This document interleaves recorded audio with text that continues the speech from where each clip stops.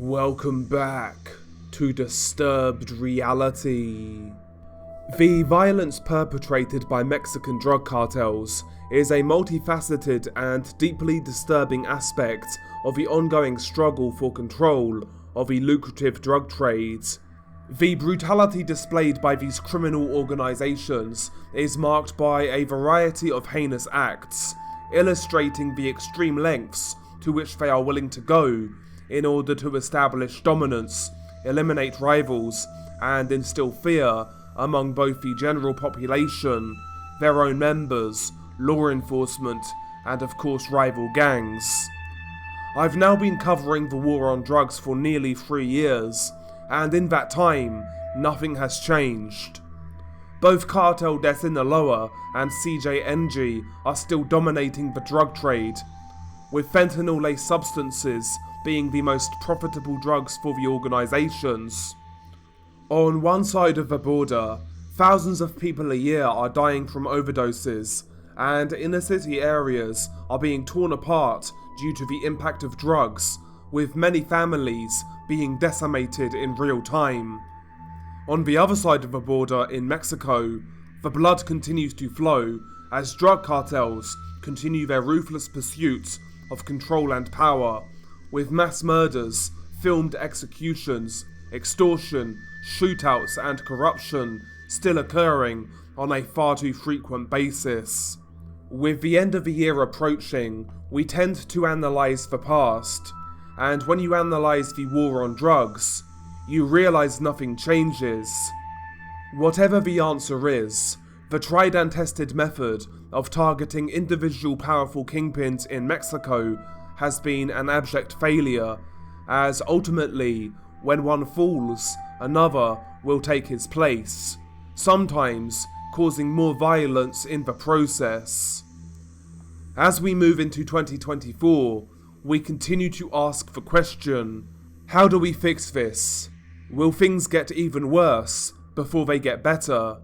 Or is this as bad as it gets? Ultimately, time will tell, but for the foreseeable future, I can't see things getting any better anytime soon.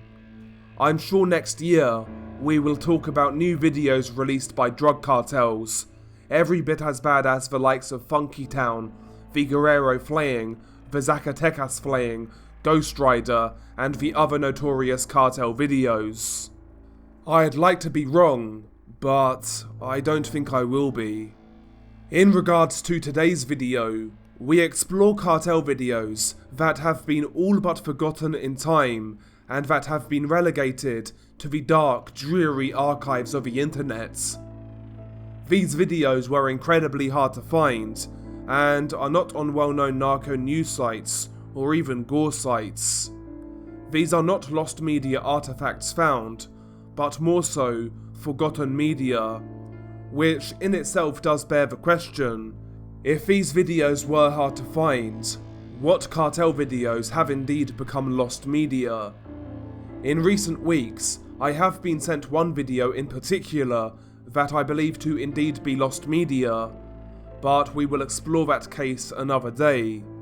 In relation to backstory behind these clips, there is very little to go on, but I assume some of these are from the first half of the 2010s, possibly stemming from the war between the Gulf Cartel and Los Zetas, which defined the narco landscape during that decade, and arguably popularized the production of graphic content by drug cartels. But nevertheless, let's take a trip into depravity and unimaginable cruelty perpetrated by Mexican drug cartels. Number 1. CJNG Get Medieval. This clip in question has very little context surrounding it and was sent by a subscriber. The gang behind the murder was the notorious Cartel Jalisco Nueva Generacion, and the subscriber who sent the video believed it to be from around 2019 to 2020, though I can't find an exact date as to when the video was first released. The victim in the video, who is a female, was apparently a drug mule working for either a rival cartel or independently on CJNG turf. As a result, she was targeted and murdered. The video itself is just over 2 minutes in length, and the striking aspect of the video is the murder weapon of choice. It isn't a machete or a knife, but more so a dagger that looks to be styled after a medieval weapon. It looks stylish, though it doesn't look practical. The video was shot at night in what appears to be a cartel safe house. As you play the video, you see the victim, who is a heavy-set blonde woman. She has fair skin, and it's clear to see that she was beaten prior to the recording, as you can see marks and bruises on her body. Her top has been stripped by her captors, and she is laying face down on the ground, with a Sicario standing over her, pulling her hair to lift her head and expose her throat. Immediately after pressing play on the clip, a Sicario starts to slice away with the dagger near the Adam's apple. You hear the dull dagger slice back and forth, and eventually you hear the sound of blood leaking onto the ground. The victim doesn't make a sound as the killer continues to slice away, and he proceeds to start to cut around the sides of the victim's neck, and at this point, blood begins to flow more profusely as the carotid artery has been severed. A man can be heard reading a statement in the background, and he warns Cartel de Sinaloa about encroaching on their turf, insinuating that the female victim may have been affiliated with CDS. It's hard to make out, but it also sounds like either a child or a woman is talking in the background. The blade is very ineffective, but eventually the killer cuts around the victim's entire neck, and her head is essentially being held onto her body by the spinal cord alone. The killer can't cut through the spine, but continues to slice away. Intermittently, the Sicarios in the background chant Cartel Jalisco Nueva Generacion. The video ends as the deceased victim lays in a pool of blood as the killer is continuing to cut to no avail. Number 2. Decapitations, dismemberments, and mutilation. The video in question is a longer one at over 12 minutes in length, and possibly it is a collection of different clips perpetrated by the same gang. The video is incredibly brutal, and I'm relatively certain it was released in the early 2010s, most likely stemming from the war between Los Zetas and the Gulf Cartel. In fact, I believe the perpetrators behind the video to be Sicarios of Cartel del Golfo, possibly linked to the mysterious cartel figure of Comandante Diablo. Comandante Diablo was a lieutenant within the Gulf Cartel and was a defining figure of a war between the Golfos and the Zetas. Diablo is mentioned in various cartel execution videos from that time, both in regards to his men getting murdered and his men doing the murdering. In fact, Comandante Diablo's family was murdered on camera by Los Zetas after Diablo released a series of execution videos of Los Zeta members. Essentially, Diablo's men would release a video, and then the Zetas would respond with a gruesome video of their own. It was a bloody tit-for-tat battle that produced many graphic videos. In relation to Diablo, his fate is unknown to this day, and no pictures of a mysterious figure even exist. His arrest has never been confirmed, neither has his death, with some speculating that he is in fact dead, whereas others claim he got out of the business. The story of Comandante Diablo encapsulates the lifestyle of a high-ranking Sicario.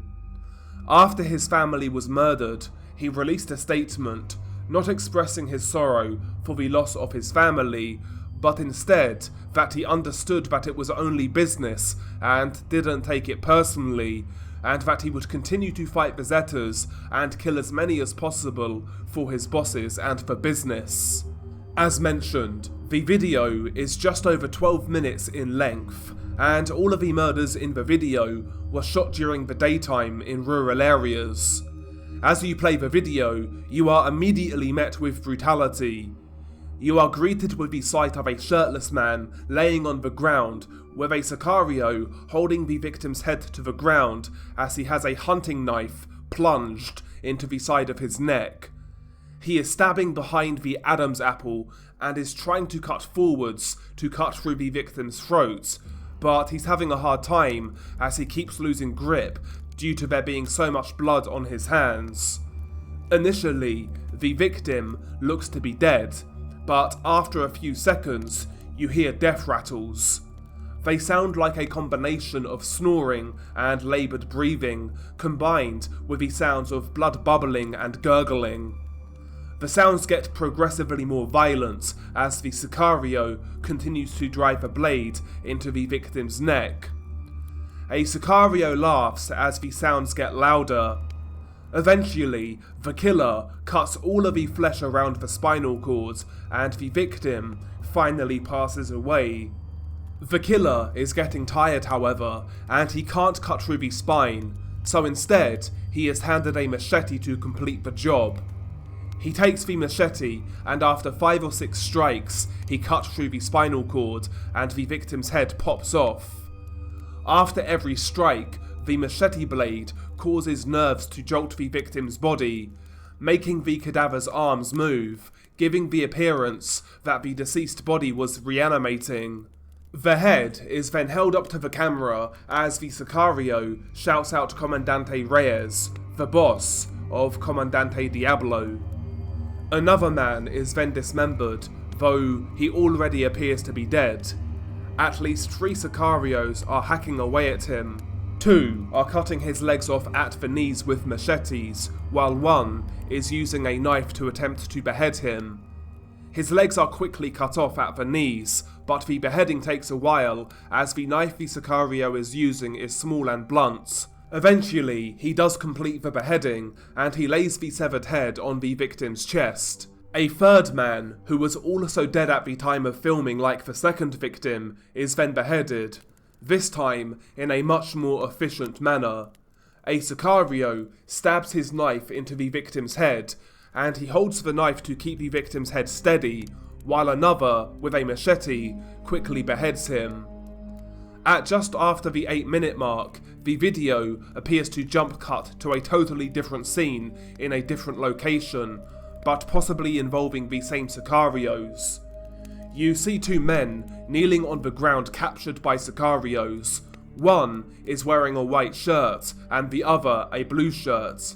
A hitman walks behind them and pops the man wearing a blue shirt in the back of his head with a pistol in front of his friend. He face plants to the ground and you hear the air leaving his body. His friend just looks on helplessly. He realizes his time is next, but unlike the first victim, he will suffer a far worse fate. He is pushed onto the ground face first by the Sicario who shot his friend, and then even more brutality ensues. The Sicario takes a combat knife and viciously slices under the victim's throat, which causes him to let out haunting screams. The screams get louder and louder as the Sicario continues to slice away. After he slices under the victim's throat, he then moves the blade and cuts the side of the victim's neck, as well as the back, but the victim is still fully conscious. As he is having the back of his neck cut, the blade cuts deep and possibly slices back and forth against the spine, which turns the man's screams into animalistic growls. The victim is then turned over onto his back so that the Sicario can continue slicing the victim's windpipe. As he does this, once again the victim screams and freaks out. He moves frantically as other Sicarios rush to subdue him. The killer then starts stabbing the blade into the victim's voice box, which quietens him. You hear the sounds of blood as the killer stabs, hacks and slices away. The sounds of blood are so loud, it almost sounds like someone splashing in a swimming pool. The victim stops making noise, but you can still see his eyes dart around. Eventually, the flesh around his spine is completely severed, and a Sicario finishes the beheading using a machete to cut through the spine. Once again, as blade hits bone, it causes nerves to jerk the victim's body. The beheading is complete, and the severed head is then held up to the camera. The footage of these murders isn't in the greatest quality due to the time period in which it was filmed. However, it's still very graphic and hard to watch. The last segment of a video, in my opinion, is the worst, due to the screams and sounds of pain that the final victim makes. Number 3. Hangman. This video in question stems from 2012, at the height of the war between the Zetas and Cartel del Golfo. The clip in total is 4 minutes and 16 seconds in length. The perpetrators are Los Zeta Sicarios, and the victims are alleged Gulf Cartel members who were accused of attempting to frame Los Zetas for an incident in which the Zetas claim they never perpetrated. The video opens up with a written statement which reads the following: "Here you have these assholes who are members of the Gulf Cartel who made several attacks with grenades and putting up their banners in the name of Los Zetas and challenging the governments. The attacks were in the offices of the Ministerial Police, in the parking lot, in the Magnifico Casino, and in the prison, with a car bomb. The banners were placed at 21 Boulevard, Adolfo Lopez Mateos, another in the Las Palmas neighborhood, another in the Ateneo School, another by the General Hospital and the Electricity Commission. Stop frightening society. The fight is between us. We invite you to fight. Ciudad Victoria is Zeta's territory." The video then starts, and you see the 2 victims surrounded by Sicarios who are wearing all black uniform, with one having Zetas embroidered on his coat. The men are all heavily armed. The victims are blindfolded and have their hands tied behind their backs. They are kneeling in front of their captors. A short interrogation takes place, and the men claim they do indeed work for the Gulf Cartel. The setting is ominous, as nooses can be seen hanging from the ceiling in the room. A song then starts to play titled Grupo de los Zetas by Beto Quintanilla. The men's blindfolds are then taken off, and duct tape is used to cover their mouths to stop any potential screams. The nooses are then placed around both men's necks, and then tightened. The Sicarios then pull the rope so that the nooses elevate the victims so that they are hanging in the air. The ropes are then secured so that the men stay in place hanging. The bodies twist and turn, spinning around as the life leaves their bodies. The Sicarios can all be seen standing in the background as they remain still, and they simply look at their victims slowly passing away. The men eventually pass out, their bodies go limp, and they die. The camera focuses on one of the victims' faces as the video then ends. As far as cartel videos go, some would argue that this is surprisingly humane, for a lack of a better word, for Los Zeta standards. Though the video is creepy. The sight of the men being interrogated as the nooses hang free in the background is unsettling, to say the least. But anyway, that is the video. I hope you enjoyed it, if you can enjoy this sort of content. I appreciate this video was shorter than usual, and I made it in pretty quick time, to be honest.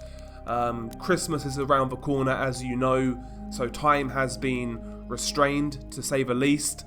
And yeah, harder to make a video this week. And in the next week or so after this video is released, I'm not really sure what my activity is going to be like on the channel due to the festive celebrations. But I'm sure you guys understand. And with that being said, if you celebrate, I wish you guys a Merry Christmas. I know this is a grim, dark, gruesome channel, and we talk about depressing topics, depressing cases. But listen, I wish you guys a happy Christmas. I hope you guys stay safe, enjoy your family time, enjoy some, enjoy some relaxation after, I'm sure, a difficult year for many of us. So yeah, have a great time, guys. Stay safe, all that good stuff. Don't do anything I wouldn't do, you know? But yeah, it's coming towards that time of year. I'm sure many of us are are in a state of reflection, so to speak. I would like to thank you guys for the support that you have continued to show me throughout the last few weeks, months, and now the last couple of years. It's been kind of crazy. So thank you guys very much. It truly is much appreciated. Really don't deserve the support that you give me. You know, I'm not the greatest YouTuber in the world from a technical standpoint, as you can tell by my editing or lack thereof. I try to narrate clearly and things like that, but in terms of the technical aspects of being a YouTuber, I'm quite shit, to tell you the truth. But I hope you guys can see that the passion for the subject matter at hand is real.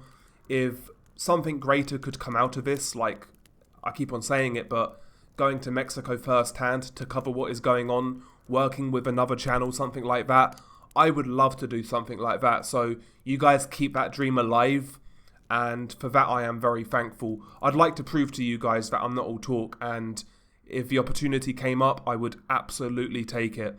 And like I said, as unrealistic as that dream may be, you guys keep that dream alive and basically keep me making content, essentially.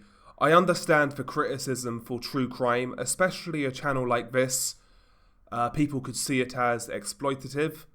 And listen, I don't blame someone for having that opinion. There are nefarious individuals out there, no doubt. And I think there's many YouTubers across all genres who don't take their platform serious. They don't take the responsibility seriously. And ultimately, I'd like to prove that I'm not like that. But listen, man, we'll see what the future holds. I remain hopeful, I do, but we shall see. We shall see. But as always, guys, thank you so much for the support. If you could, follow me on Twitter, drop me a DM if you have any case recommendations. Follow me on Twitch where we have fun, let our hair down, have some jokes, etc. That's a fun place to be. It's not dour and depressing like this channel. So yeah, check us out on Twitch as well. Link will be in the pinned comment. But anyway, have a great Christmas. And as always, stay safe. And I'll catch you on the next one.